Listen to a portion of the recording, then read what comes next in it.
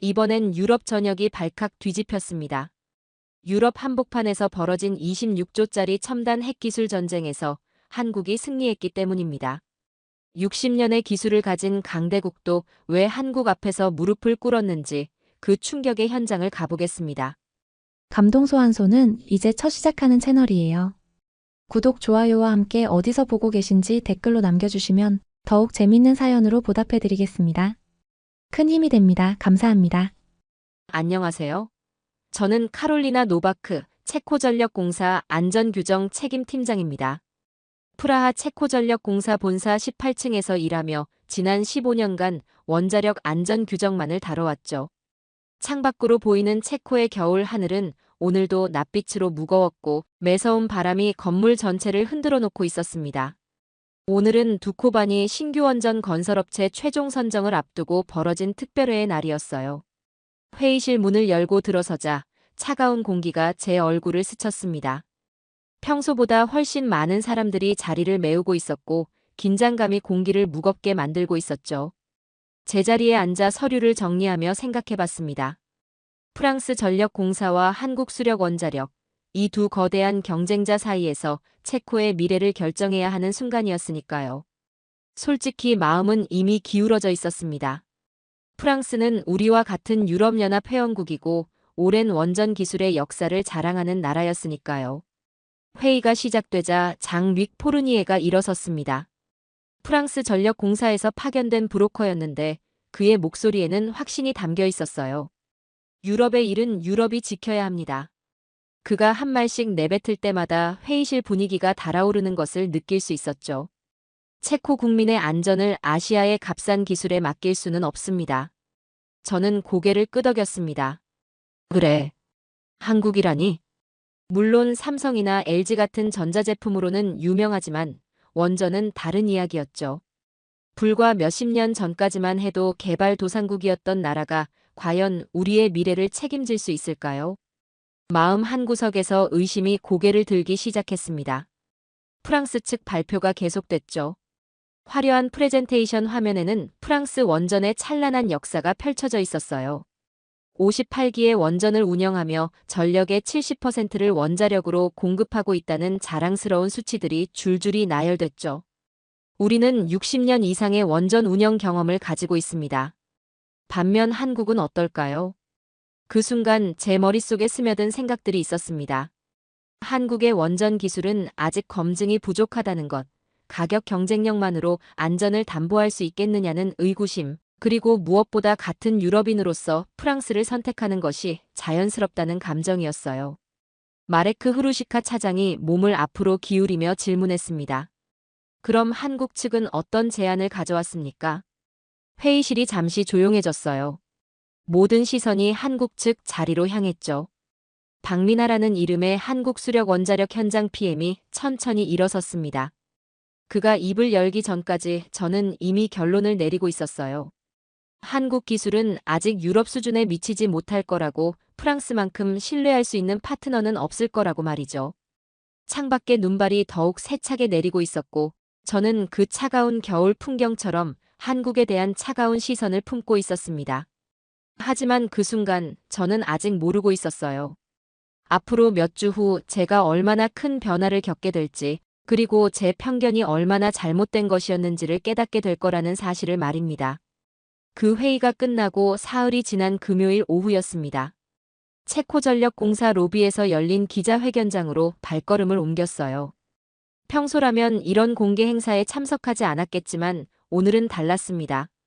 두코바니 원전 사업자 선정을 앞두고 각국 대표단들이 마지막 어필을 하는 자리였거든요. 기자회견장에 들어서자 번쩍이는 카메라 플래시가 제 눈을 어지럽혔습니다.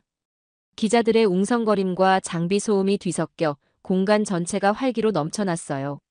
저는 뒷자리에 조용히 앉아 상황을 지켜보기로 했죠. 가장 먼저 마이크 앞에 선 것은 장 윅 포르니에였습니다. 그의 깔끔하게 다린 정장과 자신감 넘치는 표정이 인상적이었어요. 프랑스 국기가 선명하게 새겨진 배경 앞에서 그는 마치 무대 위의 배우처럼 당당했습니다. 신사숙녀 여러분, 그리고 체코 국민 여러분. 그의 목소리가 회견장을 가득 채웠어요. 유창한 체코어로 시작한 인사말에 기자들이 고개를 끄덕였죠. 오늘 이 자리에서 저는 체코의 미래, 아니 유럽의 미래를 위한 중대한 제안을 드리고자 합니다. 그가 한 문장씩 이어갈 때마다 저는 감탄하지 않을 수 없었어요.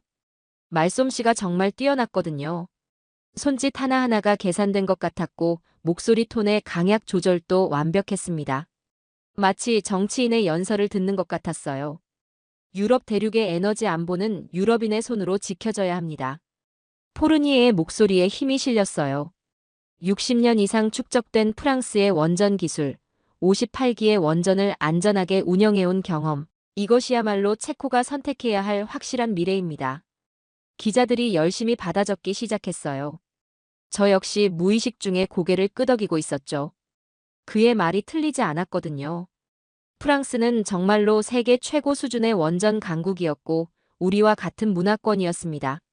하지만 그 다음 말이 제 마음을 완전히 사로잡았어요. 반면 아시아에서 온 제안들을 살펴보십시오. 포르니에가 잠시 멈춰 서서 청중을 둘러봤습니다. 가격 경쟁력만을 내세우는 기술이 과연 체코 국민의 안전을 보장할 수 있겠습니까? 그 순간 기자회견장이 조용해졌어요. 모든 사람들이 그의 다음 말을 기다리고 있었죠. 원자력은 단순한 상품이 아닙니다. 한 나라의 운명을 좌우할 수 있는 핵심 인프라입니다. 검증되지 않은 기술에 우리의 미래를 맡길 수는 없지 않겠습니까? 저는 속으로 무릎을 쳤습니다.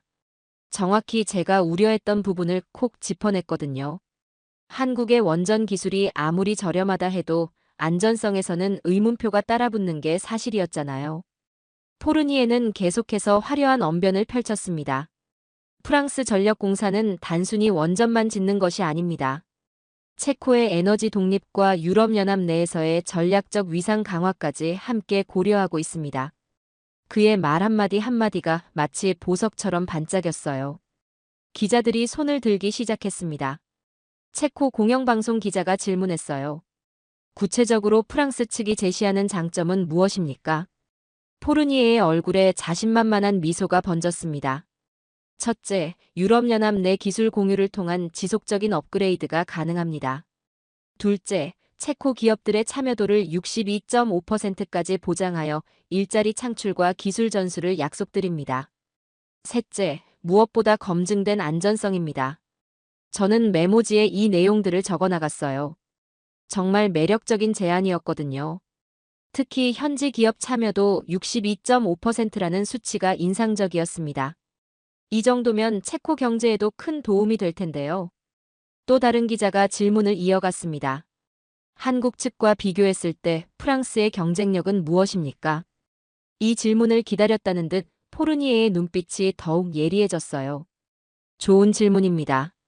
그가 잠시 생각하는 척하며 답했어요.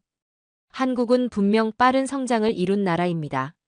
하지만 원자력 분야는 단순히 빠른 성장으로 해결될 수 있는 영역이 아닙니다.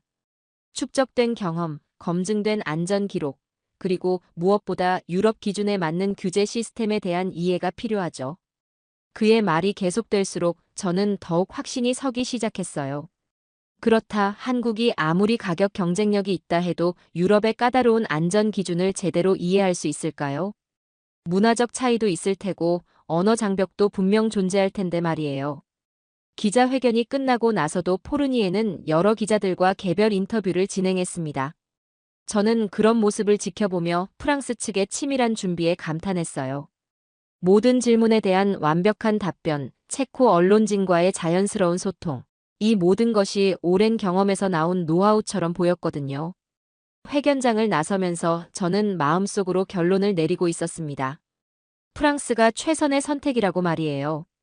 화려한 프레젠테이션만이 아니라 실질적인 내용도 탄탄했고 무엇보다 같은 유럽인으로서의 신뢰감이 있었으니까요.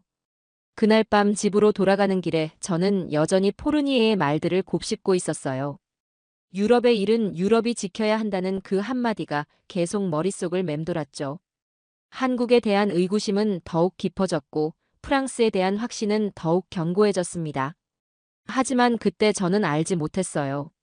몇 주 후 제가 직접 목격하게 될 한국팀의 모습이 이 모든 생각을 뒤바꿔 놓을 거라는 사실을 말입니다. 프랑스 기자회견이 있었던 지 일주일이 지났습니다. 저는 여전히 포르니에의 확신에 찬 목소리가 귓가에 맴도는 가운데 일상 업무를 처리하고 있었어요. 그런데 그날 오전 9시경 예상치 못한 전화 한 통이 걸려왔습니다. 노바크 팀장님, 한국팀에서 현장 안전 점검을 제안해왔습니다. 마레크 후루시카 차장의 목소리였어요. 두코반이 1호기에서 비상정지 시뮬레이션을 함께 진행하자고 하는데요. 저는 잠시 놀랐습니다. 아직 업체 선정도 끝나지 않은 상황에서 현장 훈련을 제안하다니요. 갑작스럽네요. 프랑스 측에서도 그런 제안이 있었나요? 아니요, 한국 팀만 요청해왔습니다. 오늘 오후 2시부터 시작하고 싶다고 하더군요. 마음 한편으로는 의아했어요.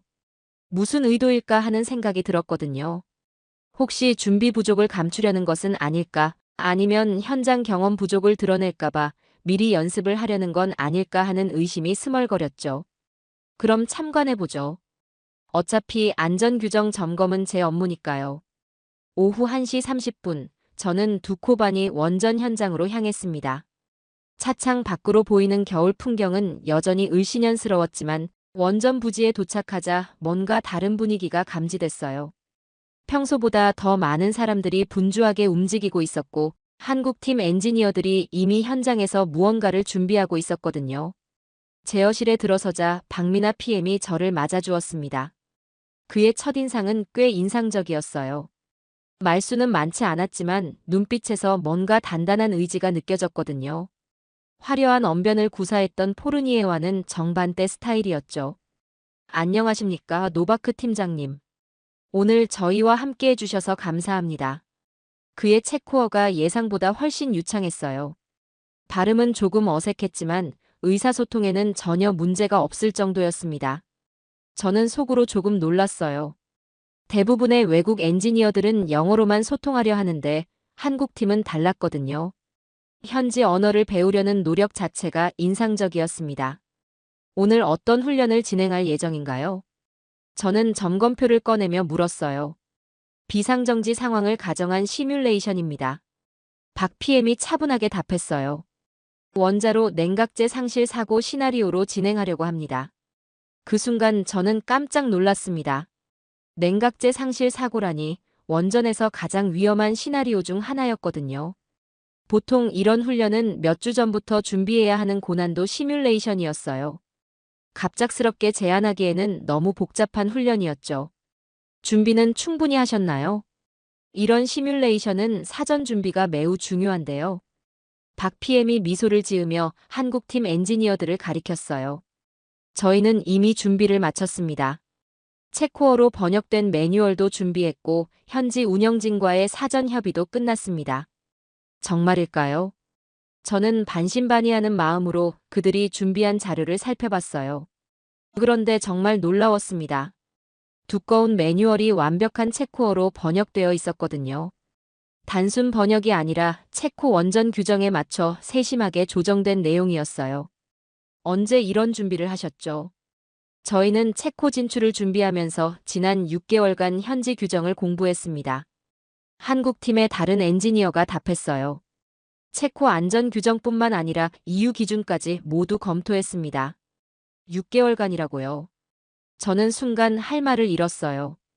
대부분의 외국 업체들은 계약 이후에나 현지 규정을 공부하기 시작하는데 한국팀은 입찰 단계부터 이미 준비를 마친 상태였던 거죠. 오후 2시 정각, 시뮬레이션이 시작됐습니다. 제어실의 경보음이 울리자 분위기가 순식간에 긴장으로 바뀌었어요. 한국 엔지니어들과 체코 운영진들이 각자 맡은 역할에 따라 움직이기 시작했습니다. 저는 시계를 보며 시간을 체크했어요. 이런 비상정지 시뮬레이션은 보통 15분에서 20분 정도 소요되는 게 일반적이었거든요. 프랑스 팀이 제시했던 모의 시나리오에서도 18분이라는 시간이 나왔었고요. 그런데 한국 팀의 진행 속도가 예상보다 훨씬 빨랐어요. 각 단계별 체크리스트를 확인하는 과정이 매끄러웠고 체코 운영진과의 소통도 자연스러웠습니다. 무엇보다 놀라운 것은 모든 절차가 정확히 규정에 맞춰 진행되고 있다는 점이었어요. 10분, 11분, 12분이 지났어요. 저는 점점 놀라기 시작했습니다. 이 속도라면 예상보다 훨씬 빨리 끝날 것 같았거든요. 정말 모든 안전 절차를 다 지키면서도 이렇게 빠를 수 있는 건가요? 마침내 13분이 지났을 때 비상정지 완료라는 최종 보고가 들려왔습니다. 저는 깜짝 놀라서 시계를 다시 확인했어요. 정확히 13분 10초였습니다. 프랑스 팀 시나리오보다 30%나 빠른 시간이었죠. 더 놀라운 것은 오차율이었어요. 모든 안전 절차가 완벽하게 준수됐고 단 하나의 실수도 없었습니다. 저는 점검표의 모든 항목에 체크를 할 수 있었어요. 시뮬레이션이 끝나고 나서 저는 박 PM에게 다가갔습니다. 정말 인상적이었습니다. 이렇게 완벽한 시뮬레이션은 처음 봤어요. 감사합니다. 그는 여전히 차분했어요. 저희는 항상 실제 상황을 가정하고 훈련합니다. 준비된 만큼 결과가 나온다고 생각하거든요. 그 순간 저는 뭔가 중요한 깨달음을 얻었어요. 프랑스의 화려한 말들과 달리 한국팀은 행동으로 자신들의 실력을 증명하고 있었거든요. 6개월간의 철저한 준비, 완벽한 체코어 매뉴얼, 그리고 오늘 보여준 완벽한 시뮬레이션까지. 집으로 돌아가는 길에 저는 계속 생각에 잠겨 있었어요. 지금까지 한국을 값싼 기술, 경험 부족한 업체로만 여겨왔는데 오늘 본 모습은 전혀 달랐거든요. 이것이 정말 우연일까요? 아니면 한국의 진짜 실력일까요? 처음으로 제 확신에 균열이 생기기 시작했습니다. 그 시뮬레이션이 있었던 지 사흘 후 목요일 오전 원자력 본부장의 긴급회의 소집 연락을 받았습니다. 평소 원래 회의가 아닌 돌발 소집이라 뭔가 중요한 일이 있나 보다 싶었어요. 회의실에 들어서자 이미 주요 팀장들이 모여 있었습니다. 운영부 차장을 비롯해 기술부 팀장, 운영부 팀장, 구매부 팀장까지 총 8명이 참석했어요. 원자력 본부장의 표정이 평소보다 심각해 보였습니다. 오늘 여러분을 급하게 부른 이유는 최근 들어온 해외 원전 운영 현황 때문입니다. 본부장이 입을 열자 회의실이 조용해졌어요. 우리가 참고해야 할 중요한 정보들이 있습니다. 첫 번째 소식부터 들려드리겠습니다. 본부장이 자료를 펼치며 말했어요. UAE 바라카 원전에서 놀라운 소식이 들어왔습니다. 4호기까지 모든 원전이 계획된 성능을 100% 이상 달성하고 있다는 보고가 왔어요. 저는 귀를 기울였어요. 바라카 원전이야 이미 성공 사례로 알려져 있었지만 구체적인 운영 성과까지는 자세히 모르고 있었거든요. 특히 인상적인 것은 가동률입니다. 기술부 팀장이 추가 설명을 했어요. 보통 신규 원전의 첫 해 가동률은 85% 정도인데 바라카는 92%를 기록했습니다. 이는 세계 최고 수준이에요. 92%라고요. 저는 놀랐어요. 이는 정말 대단한 수치였거든요. 원전 가동률이 높다는 것은 고장이나 정비로 인한 정지 시간이 적다는 의미니까요. 더 놀라운 것은 안전 기록입니다. 본부장이 계속했어요. 4년간 운영 중 단 한 건의 중대 사고도 발생하지 않았고 경미한 이상도 업계 평균의 절반 수준입니다. 그런데 이와 대조적인 소식도 있었어요. 운영부 차장이 다른 자료를 꺼내며 말했어요. 프랑스 상황은 정반대입니다. 올킬로오토 3호기가 또다시 문제를 일으켰어요. 무슨 일인가요? 저는 궁금했어요. 터빈의 균열이 발견되어 6개월간 추가 정비에 들어간다고 합니다. 차장이 한숨을 쉬며 답했어요. 2022년에 겨우 가동을 시작한 지 3년도 안 되어서 말이에요. 저는 충격을 받았어요. 13년간 건설 지연 끝에 가동을 시작한 지 얼마 되지도 않아 또 문제가 생긴다니요. 영국 상황은 어떤가요? 구매부 팀장이 질문했어요. 힌클리 포인트 시도 마찬가지입니다. 본부장이 쓴웃음을 지었어요. 애초 2025년 완공 예정이었는데 2029년으로 4년 연기됐습니다. 건설비도 당초 180억 파운드에서 250억 파운드로 40% 증가했고요. 회의실이 잠시 조용해졌어요. 모든 사람들이 이 엄청난 대조를 소화하고 있는 것 같았어요. 한국은 약속된 기한에 완공하고 완벽하게 운영하고 있는 반면 프랑스는 계속되는 지연과 문제로 꼴머리를 앓고 있었던 거죠. 한국과 프랑스의 차이가 이렇게 클 줄은 몰랐네요. 기술부 팀장이 감탄하며 말했어요. 숫자로 보면 더 극명합니다. 본부장이 비교표를 보여주며 설명했어요. 한국은 바라카 4기를 평균 11년에 완공했지만 프랑스는 올킬로오토 1기를 17년에 완공했어요. 건설 기간만 50% 이상 차이가 나는 거죠. 비용 면에서도 큰 차이가 있었어요. UAE가 공개한 자료에 따르면 바라카 원전의 실제 건설비는 예산 대비 5% 절약되었다고 하더군요. 반면 유럽의 프랑스 원전들은 모두 예산을 초과했습니다. 저는 점점 놀라기 시작했어요. 지금까지 프랑스를 원전 강국이라고 생각했는데 실제 최근 성과를 보면 한국이 훨씬 뛰어났던 거였어요. 운영 측면에서도 차이가 납니다. 운영부 차장이 추가했어요. 바라카 원전의 현지 기술진 비율이 이미 70%를 넘었다고 합니다. 한국이 기술 이전을 얼마나 성실하게 했는지 보여주는 대목이죠. 기술 이전까지 완벽하게 해준다고요. 저는 또 한 번 감탄했어요. 보통은 핵심 기술은 비공개하고 운영만 맡기는 경우가 많은데 말이에요. 이것이 바로 한국 방식의 특징입니다. 본부장이 설명했어요. 단순히 원전을 팔고 끝내는 게 아니라 현지와 함께 성장하는 것을 목표로 한다고 하더군요. 회의가 끝나고 나서 저는 운영부 차장과 함께 복도를 걸으며 이야기를 나눴어요. 솔직히 충격적이었어요. 이렇게까지 차이가 날 줄은 몰랐거든요. 저도 마찬가지입니다. 그가 고개를 끄덕였어요. 그동안 프랑스의 명성에만 의존해서 판단했던 것 같아요. 실제 성과를 보니 한국이 훨씬 신뢰할 만하네요. 그 말이 제 가슴에 깊이 박혔어요. 명성과 실제 실력은 다른 것이구나 하는 깨달음이 들었거든요. 사무실로 돌아와서 저는 더 자세한 자료를 찾아봤습니다. 국제원자력기구 보고서를 살펴보니 정말 놀라운 내용들이 있었어요. 바라카 원전의 안전 등급이 세계 최고 수준이라는 평가, 환경 영향도 예상보다 훨씬 낮다는 분석까지 말이에요. 반면 프랑스 원전들의 최근 기록은 참담했어요. 건설 지연은 기본이고 완공 후에도 크고 작은 문제들이 계속 발생하고 있었거든요. 심지어 프랑스 국내 원전들도 노후화로 인한 가동 중단이 빈번해지고 있다는 소식까지 있었어요. 그날 오후 내내 저는 이런 자료들을 읽으며 생각에 잠겼어요. 며칠 전 본 한국팀의 완벽한 시뮬레이션이 결코 우연이 아니었다는 확신이 들었거든요.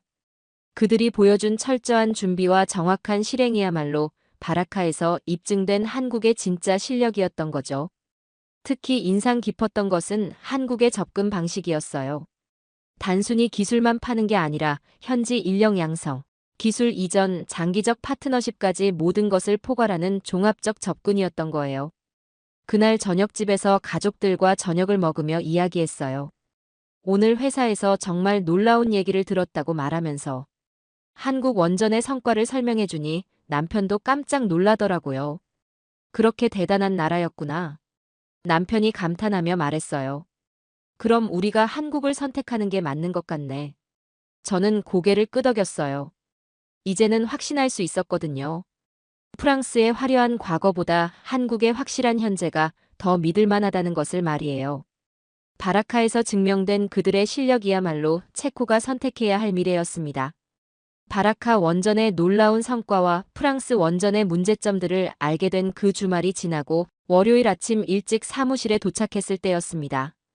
평소보다 30분 일찍 출근했는데도 이미 여러 사람들이 분주하게 움직이고 있더라고요. 복도에서 들려오는 대화 소리들이 평소와 달리 긴장감으로 가득했어요. 제 책상에 앉아 컴퓨터를 켜자마자 운영부 차장에게서 긴급 메시지가 와 있었습니다. 즉시 본부장실로 와달라는 내용이었어요. 심상치 않은 분위기를 직감하며 서둘러 엘리베이터에 올랐습니다. 본부장실 문을 두드리고 들어서자 이미 몇 명이 모여 있었어요. 원자력 본부장의 얼굴이 어느 때보다 굳어 있었고 운영부 차장도 평소의 여유로운 모습과는 거리가 멀었죠. 무슨 일이 일어난 걸까요? 노바크 팀장님도 오셨군요. 본부장이 저를 보며 말했어요. 앉으시죠. 급하게 부른 이유가 있습니다. 저는 의자에 앉으며 주위를 둘러봤어요.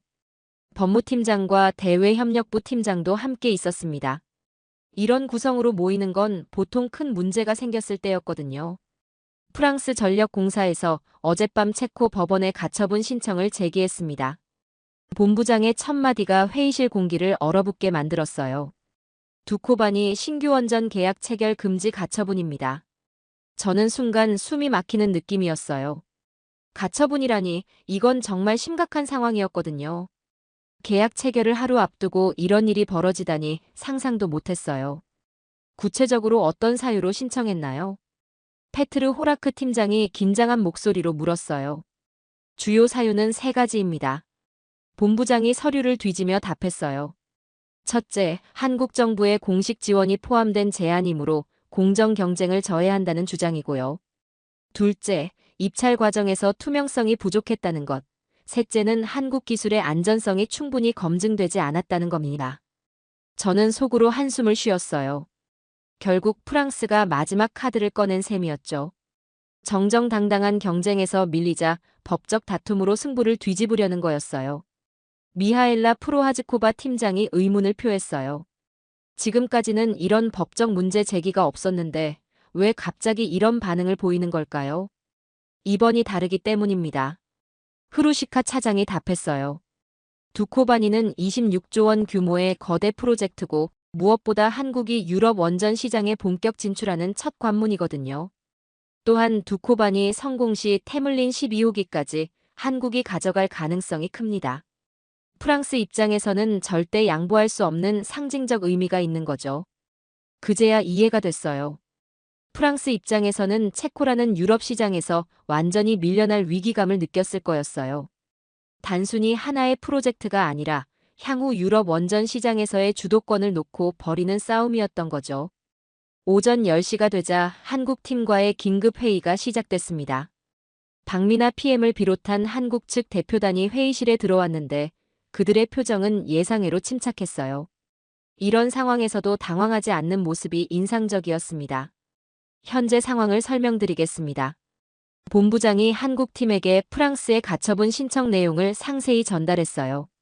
법원 결정이 나올 때까지 계약 체결이 보류될 가능성이 높습니다. 그 순간 저는 한국팀의 반응을 유심히 지켜봤어요. 화를 내거나 당황하는 모습을 보일 줄 알았는데 박미나 PM은 오히려 더욱 차분해졌더라고요. 이해했습니다. 박 PM이 고개를 끄덕이며 말했어요. 예상 가능한 상황이었습니다. 저희도 대비책을 준비해 두었고요. 대비책이라고요? 저는 깜짝 놀랐어요. 이런 법적 문제까지 미리 준비했다는 건가요? 네, 법적 분쟁 가능성은 항상 염두에 두고 있었습니다. 박 PM이 가방에서 두꺼운 서류철을 꺼냈어요. 저희가 제안 드릴 수 있는 추가 방안들입니다. 한국팀이 꺼낸 자료를 보며 저는 또 한 번 놀랐습니다. 법적 분쟁 시 대응 매뉴얼부터 시작해서 공사 지연에 따른 비용 분담 방안, 심지어 체코 현지 기업과의 추가 협력 확대 계획까지 상세히 준비되어 있었거든요. 특히 인상 깊었던 것은 다음 제안이었어요. 법적 절차가 진행되는 동안 저희는 체코 기술진과 합동 워크숍을 진행하겠습니다. 실제 협력이 어떻게 이루어질지 미리 보여드리고 싶습니다. 그리고 지연에 따른 추가 비용은 저희가 부담하겠습니다. 박 PM이 덧붙였어요. 체코 측에 피해를 주고 싶지 않습니다. 저는 그 순간 가슴이 뭉클해졌어요. 위기 상황에서 상대방의 탓을 하거나 변명을 늘어놓는 것이 아니라 오히려 더 큰 책임을 지겠다고 나서는 모습이었거든요. 프랑스 측이 보여준 화려한 말들과는 정반대의 자세였어요. 회의가 끝난 후 저는 혼자 남아서 생각에 잠겼습니다. 프랑스는 경쟁에서 밀리자 법정으로 싸움터를 옮겼지만 한국은 오히려 더 큰 신뢰를 보여주려 했어요. 어느 쪽이 진정한 파트너의 자세일까요? 그날 오후 복도에서 우연히 흐루시카 차장과 마주쳤어요. 그의 표정도 복잡해 보였어요. 한국팀의 대응이 인상적이었습니다. 제가 먼저 말을 꺼냈어요. 그러게 말입니다. 그가 고개를 끄덕였어요. 위기 상황에서 보이는 진짜 모습이 중요한 법인데 한국팀은 오히려 더 큰 책임감을 보여주더군요. 저는 그 말에 깊이 공감했어요. 어려움이 닥쳤을 때 진짜 파트너가 누구인지 알 수 있다는 말이 있잖아요. 한국팀이 보여준 모습이 바로 그런 거였어요. 제 마음속에서 한국에 대한 신뢰가 조금씩 자라나기 시작했습니다. 가처분 신청 소식이 알려진 지 사흘이 지났습니다. 그 사이 프라하 전체가 이 소식으로 떠들썩했어요. 체코 언론들은 연일 이 사건을 톱뉴스로 다뤘고 시민들 사이에서도 찬반 논쟁이 뜨거웠거든요. 저 역시 마음이 복잡했어요. 한국팀을 응원하고 싶은 마음과 같은 유럽인으로서 프랑스를 이해하는 마음이 교차했습니다. 그런데 목요일 오전 10시 30분경 후루시카 차장이 숨을 헐떡이며 제 사무실로 뛰어왔어요. 그의 얼굴에 흥분이 가득했습니다. 노바크 팀장님, 큰일 났어요. 아니, 좋은 일이에요. 그가 말을 더듬으며 소리쳤어요. 법원에서 가처분 기각 결정이 나왔습니다. 잠깐, 뭐라고요? 저는 귀를 의심했어요. 고작 사흘 만에 결정이 났다는 것도 놀라웠지만 기각이라니요. 프라하 지방법원이 프랑스 전력공사의 가처분 신청을 전면 기각했습니다. 후루시카 차장이 들고 온 판결문을 펼쳐 보이며 설명했어요. 판사는 투명성과 공정성에 문제가 없다고 판단했다는군요. 저는 판결문을 자세히 읽어봤습니다. 법원은 3가지 핵심 근거를 제시했더라고요. 첫째, 체코 반독점 사무소가 이미 2차례에 걸쳐 입찰 과정의 적법성을 확인했다는 점. 둘째, 한국 기술의 안전성은 국제 기준을 충족한다는 점. 셋째, 프랑스 측이 제기한 불공정 경쟁 주장에 대한 구체적 증거가 부족하다는 점이었어요. 특히 마지막 문구가 인상적이었습니다. 체코의 에너지 자주권과 국민 이익을 최우선으로 고려할 때 최적의 조건을 제시한 사업자를 선택할 권리를 인정한다고 명시되어 있었거든요. 오후 2시 한국팀이 긴급 기자회견을 연다는 소식을 들었습니다. 저는 관심이 생겨서 직접 참석해보기로 했어요. 체코전력공사 본사 1층 대회의실에는 이미 많은 기자들이 몰려 있었습니다. 박미나 PM이 단상에 올라섰을 때 그의 표정은 승리의 기쁨보다는 무거운 책임감으로 가득해 보였어요. 화려한 세리머니나 자축하는 모습 대신 진중한 자세로 마이크 앞에 섰습니다. 오늘 법원의 현명한 판단에 깊은 감사를 드립니다. 그의 첫마디는 겸손했어요. 하지만 저희에게는 이제 더 큰 책임이 주어졌습니다. 체코 국민 여러분의 신뢰에 보답해야 할 의무 말입니다. 그가 말을 이어갈수록 저는 더욱 집중하게 됐어요. 승리를 자랑하는 것이 아니라 앞으로의 각오를 다지는 모습이었거든요. 저희가 여기 오기까지는 많은 준비가 있었습니다. 박 PM이 스크린을 가리키며 말했어요. 아랍에미리트 바라카 원전 이야기를 들려드리고 싶습니다. 화면에 바라카 원전의 모습이 펼쳐졌어요. 사막 한가운데 우뚝 선 사기의 원전이 정말 장관이었습니다. 저는 이 프로젝트에 대해 어느 정도 알고 있었지만 한국팀이 직접 들려주는 이야기는 달랐어요. 2009년 계약 체결부터 2020년 1호기 상업운전까지 저희는 단 한 번도 약속을 어긴 적이 없습니다. 박 PM의 목소리에 자부심이 스며들었어요. 예정된 공사 기간, 약속된 품질, 합의된 예산, 모든 것을 정확히 지켰습니다. 한 기자가 질문했어요. 다른 나라 원전 프로젝트와 비교했을 때 어떤 차이가 있었나요? 박 PM이 잠시 생각하더니 답했어요. 저희는 단순히 원전을 짓는 것이 아니라 현지와 함께 성장하는 것을 목표로 했습니다. UAE 현지 기술진 양성부터 장기적 파트너십까지 모든 것을 포함한 종합적 접근이었죠. 그 순간 저는 뭔가 중요한 것을 깨달았어요. 한국팀이 추구하는 것은 단순한 사업 성공이 아니었어요. 진정한 협력과 상생이었던 거죠. 특히 인상 깊었던 것은 다음 이야기였어요. 바라카 원전 건설 중 코로나19가 발생했을 때도 저희는 현지 직원들의 안전을 최우선으로 생각했습니다. 추가 비용이 들더라도 방역시설을 완벽하게 갖추고 공사를 계속했어요. 또 다른 기자가 물었어요. 체코에서도 그런 접근 방식을 유지할 건가요? 물론입니다. 박 PM의 대답이 확고했어요. 저희는 이미 체코 현지 기업들과의 협력 방안을 구체적으로 준비했습니다. 60% 이상의 현지 화율을 달성하고 1,500명 이상의 현지 일자리를 창출할 계획입니다. 기자회견이 끝난 후 저는 박 PM에게 개인적으로 질문할 기회가 있었어요. 솔직히 궁금했거든요. 이런 법적 분쟁까지 겪으면서도 왜 체코에서 사업을 하려고 하는지 말이에요. 체코는 유럽의 심장부입니다. 그의 답변이 진솔했어요. 여기서 성공한다는 것은 단순히 하나의 프로젝트를 따내는 것이 아니라 한국 기술이 세계 최고 수준임을 증명하는 일입니다. 그 책임감이 저희를 이끌고 있어요. 그 말을 들으며 저는 가슴이 뜨거워지는 것을 느꼈어요. 이들은 정말로 자신들의 기술에 대한 자부심과 책임감을 가지고 있었구나 싶었거든요. 사무실로 돌아오는 길에 저는 계속 생각했습니다. 오늘 본 한국팀의 모습은 프랑스의 화려한 언변과는 정반대였어요. 말이 아닌 실적으로, 약속이 아닌 실행으로 자신들의 가치를 증명하고 있었거든요. 특히 바라카 원전 이야기가 마음에 깊이 남았어요. 11년간 단 한 번의 약속 위반도 없었다는 그 기록이 얼마나 대단한 것인지 이제야 실감했습니다. 반면 프랑스는 핀란드에서 13년 지연, 영국에서도 수년간의 지연을 반복하고 있었죠. 그날 밤 집에서 뉴스를 보는데 법원 판결과 한국팀 기자회견이 메인 뉴스로 다뤄지고 있더라고요. 앵커는 이를 체코의 에너지 자주권을 위한 현명한 선택이라고 평가했어요. 저는 그제야 확신할 수 있었습니다. 진짜 파트너는 같은 대륙에 속한다고 해서 결정되는 것이 아니라 신뢰할 수 있는 실력과 진정성으로 결정되는 거라는 것을 말이에요. 한국팀이 보여준 것이 바로 그런 진정성이었습니다. 법원 판결이 난 지 일주일 후 드디어 최종 결정을 위한 이사회가 열렸습니다. 6월 둘째 주 금요일 오후 2시 체코전력공사 본사 최고층에 있는 대회의실에 모든 핵심 인물들이 모였어요. 저는 안전규정 책임자로서 기술 검토 의견을 발표해야 하는 중요한 역할을 맡고 있었습니다. 회의실에 들어서자 긴장감이 손에 잡힐 듯 했어요. 원자력 본부장을 비롯해 이사진 12명, 그리고 각 부서 팀장들까지 총 20명이 참석했습니다.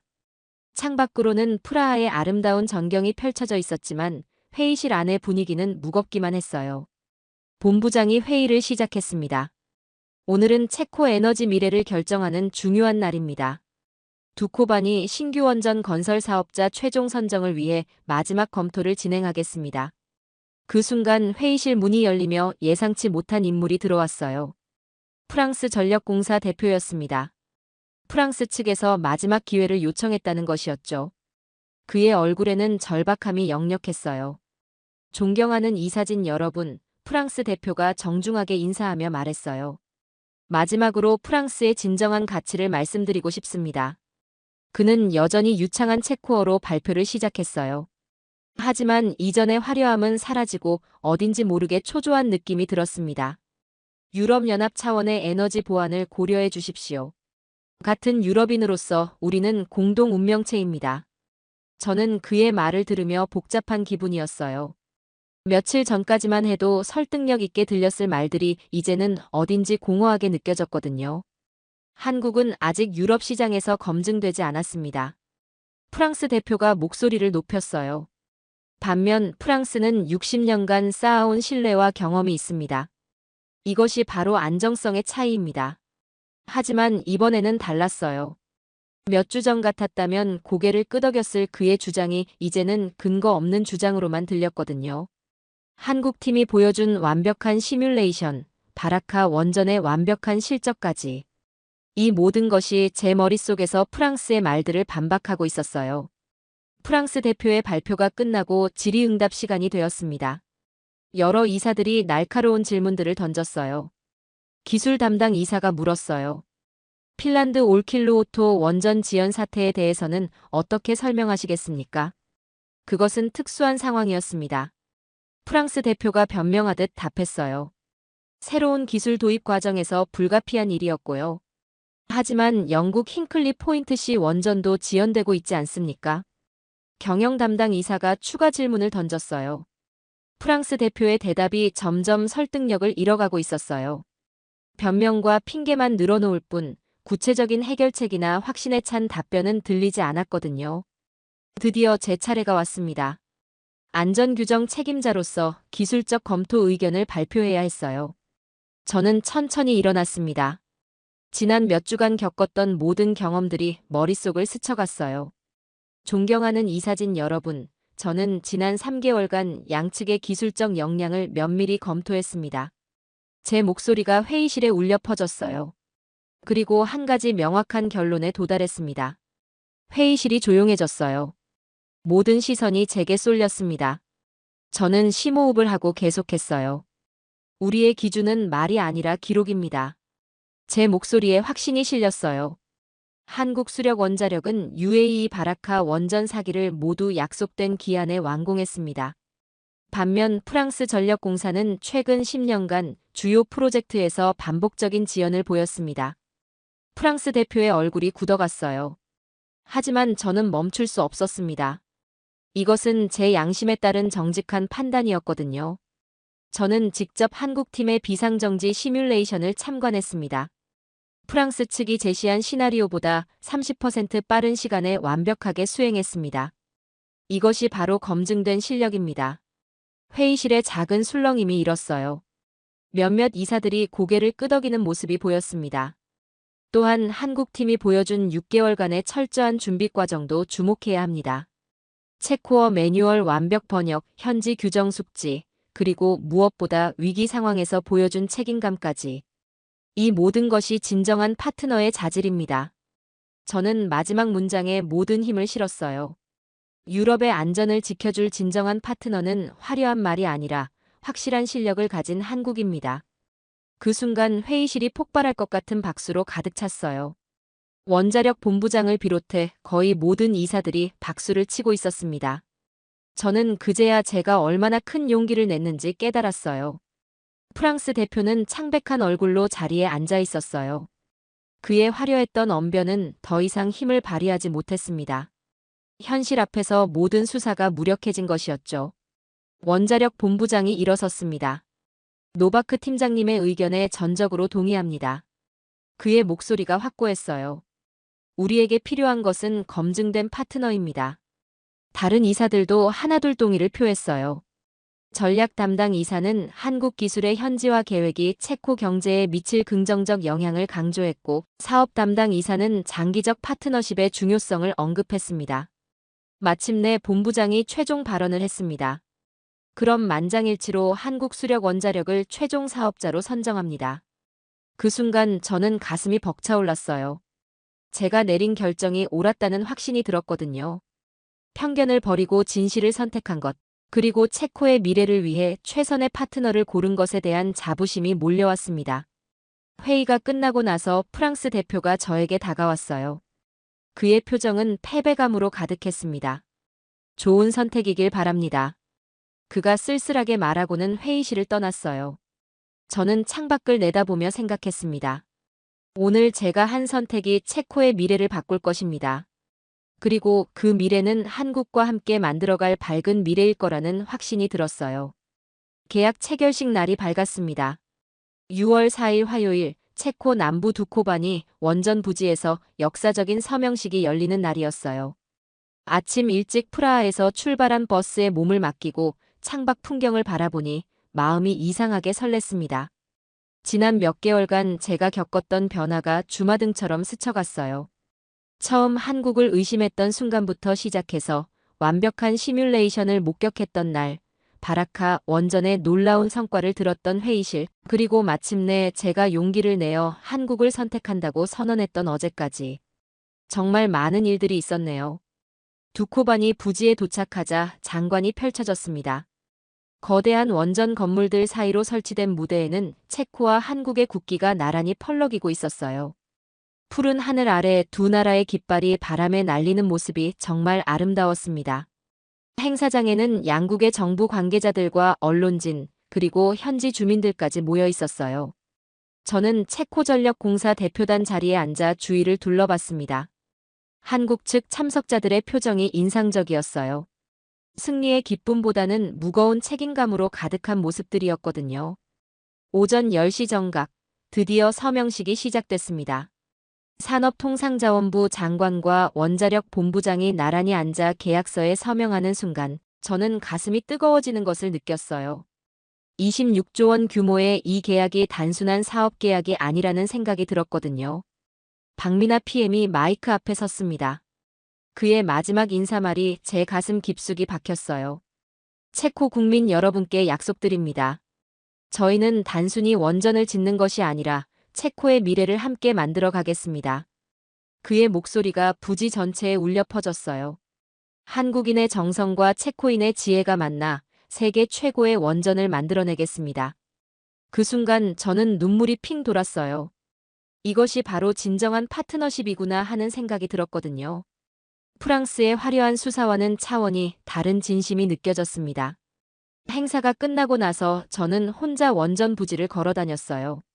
앞으로 이곳에 한국의 기술로 만들어진 원전 2기가 들어설 거라고 생각하니 감회가 새로웠습니다. 10년 후 이 자리에서 전기가 생산되어 체코 전역으로 보내질 것이고 그 전기가 체코 사람들의 일상을 밝혀줄 거라는 생각에 가슴이 벅찼어요. 오후에 박리나 PM과 개인적으로 대화할 기회가 있었습니다. 저는 그동안 품었던 궁금증을 털어놓았어요. 솔직히 처음에는 한국을 신뢰하지 않았습니다. 제가 먼저 고백했어요. 같은 유럽인으로서 프랑스가 더 안전할 거라고 생각했거든요. 이해할 수 있습니다. 박 PM이 따뜻하게 웃으며 답했어요. 저희도 처음에는 체코분들이 의심하시는 게 당연하다고 생각했어요. 중요한 것은 시간이 지나면서 서로를 이해하게 된 거죠. 그가 말을 이어갔어요. 사실 저희가 가장 중요하게 생각하는 것은 기술이나 가격이 아닙니다. 약속을 지키는 것, 그리고 진심으로 상대방을 생각하는 마음입니다. 그 말을 들으며 저는 깊이 감동받았어요. 한국 사람들이 가진 이런 마음가짐이야말로 진정한 경쟁력이구나 하는 생각이 들었거든요. 계약식 후 기자들과의 인터뷰에서 원자력 본부장이 한 말이 특히 기억에 남았어요. 오늘 계약은 체코가 아시아 최고의 원전 기술을 선택했다는 의미입니다. 이는 유럽 원전 시장의 새로운 전환점이 될 것입니다. 정말 그랬어요. 한국이 유럽에서 첫 원전 수주를 성공한 것은 단순한 사업적 성과가 아니었어요. 아시아 기술이 유럽 시장에서 인정받았다는 역사적 의미가 있었거든요. 운영부 차장이 제게 설명했어요. 이번 성공을 바탕으로 한국은 유럽 전역에서 원전 수주 기회를 얻게 될 겁니다. 폴란드, 루마니아, 불가리아까지 모두 새로운 원전을 계획하고 있거든요. 저는 그 말을 들으며 한국의 저력을 새삼 느꼈어요. 처음에는 의심받던 아시아의 한 나라가 이제는 유럽 원전 시장의 새로운 강자로 떠오르고 있는 거였으니까요. 해질 무렵, 저는 다시 한번 부지를 둘러봤습니다. 서쪽 하늘이 붉게 물들어가는 가운데 공사 준비를 위한 장비들이 하나둘 들어오고 있었어요. 곧 이곳이 거대한 공사장으로 바뀔 것이고 수천 명의 한국과 체코 기술자들이 함께 땀 흘리며 일하게 될 거였습니다. 그때 문득 깨달았어요. 나는 한국을 믿지 않았다. 그러나 결국 한국이 우리를 믿게 만들었다. 제 마음속으로 중얼거린 이 말이 모든 것을 표현했습니다. 한국 사람들은 말로 신뢰를 얻으려 하지 않았어요. 대신 행동으로, 실력으로, 그리고 진심으로 우리의 마음을 움직였습니다. 완벽한 시뮬레이션, 철저한 준비, 위기 상황에서의 책임감, 그리고 무엇보다 상대방을 진심으로 배려하는 마음까지. 저녁 식사 자리에서 한국 기술자들과 체코 직원들이 함께 어울리는 모습을 보니 더욱 확신이 섰어요. 언어는 달랐지만 서로를 이해하려는 노력이 느껴졌고 진정한 협력이 시작되고 있다는 것을 알 수 있었거든요. 프라하로 돌아오는 버스 안에서 저는 창밖을 바라보며 생각했습니다. 오늘부터 체코의 미래는 더욱 밝을 거라고. 한국이 가져다줄 깨끗하고 안전한 전력이 우리의 삶을 풍요롭게 만들어줄 것이고 무엇보다 진정한 우정으로 맺어진 두 나라의 인연이 앞으로도 계속 이어질 거라고 말이에요. 집에 도착해서 가족들에게 오늘 있었던 일을 이야기했습니다. 남편은 제가 얼마나 변했는지 놀라워했고 딸은 한국 드라마를 좋아하던 자신의 취향이 옳았다며 자랑스러워했어요. 그날 밤 잠들기 전 저는 마지막으로 생각했습니다.